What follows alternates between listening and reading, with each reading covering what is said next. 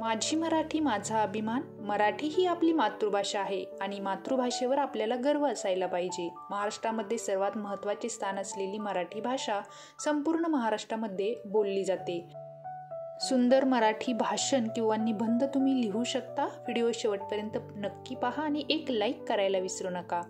माझी मातृभाषा म्हणजेच माझी मराठी भाषा ही इतकी शक्तिशाली आहे की महाराष्ट्रात राहणाऱ्या प्रत्येक व्यक्तीला मराठी भाषा बोलण्याची आवश्यकता आहे.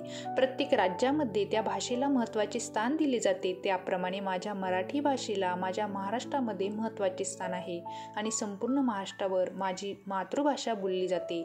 एवढेच नसून पराक्रमाच्या, बहादुरीच्या कथा बनवताना माझी मराठीच बाणदार ठरते. मराठीला अभिजात दर्जा मिळावा म्हणून महाराष्ट्र शासनाने असा दावा केला की किमान 2300 वर्षापूर्वी संस्कृत सोबत मराठी भाषा अस्तित्वात होती. आज माझ्या मातृभाषेत देखील विविध क्षेत्रांमध्ये अतोनात प्रगती केलेली आहे. मराठी भाषेतून विज्ञानाचे कित्येक चमत्कार झालेले दिसतात. तसेच मराठी भाषेला प्राचीन परंपरा देखील लाभली आहे. आज खेड्यापाड्यांमध्ये मराठी भाषा मोठ्या प्रमाणात बोलली जाते. माझ्या मातृभाषेला तिची शब्दसंपत्ती ही खूप विपुल आहे. आज आपण जे संतांचे ग्रंथ, चरित्र, व्यक्तिमत्व, त्यांचे विचार वाचतो हे सर्व माझ्या मातृभाषेमुळेच शक्य झाले.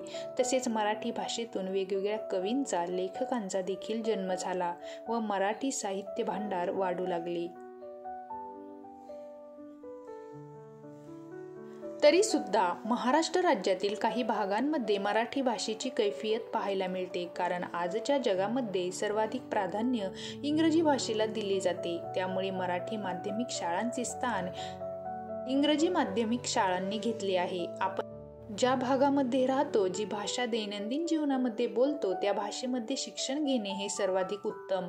त्यामुळे आजची तरुण पिढी आणि पालकांनी इंग्रजी भाषेच्या आहारी न जाता मराठी भाषेलाही तितकेच महत्त्वाचे स्थान देऊन आपल्या मुलांना मराठी भाषेमध्ये शिकवणे व मराठी भाषेचे ज्ञान देणे गरजेचे आहे. आज मराठी भाषा ही हिंदी आणि इंग्रजी भाषांप्रमाणे विकसित झालेली आहे. मराठी भाषेमध्ये उपलब्ध असलेले असंख्य मराठी साहित्य आणि सुरुवातीला आपल्या संतांनी लिहिलेले ग्रंथ, कादंबऱ्या या सर्वांमुळे मराठी भाषामध्ये आणखीच आमूलाग्र असा बदल घडत आला. आजची तरुण पिढी आणि पालकांनी इंग्रजी भाषेच्या आहारी न जाता मराठी भाषेलाही तितकेच महत्त्वाचे स्थान देऊन आपल्या मुलांना मराठी भाषेमध्ये शिकवणे व मराठी भाषेचे ज्ञान देणे गरजेचे आहे.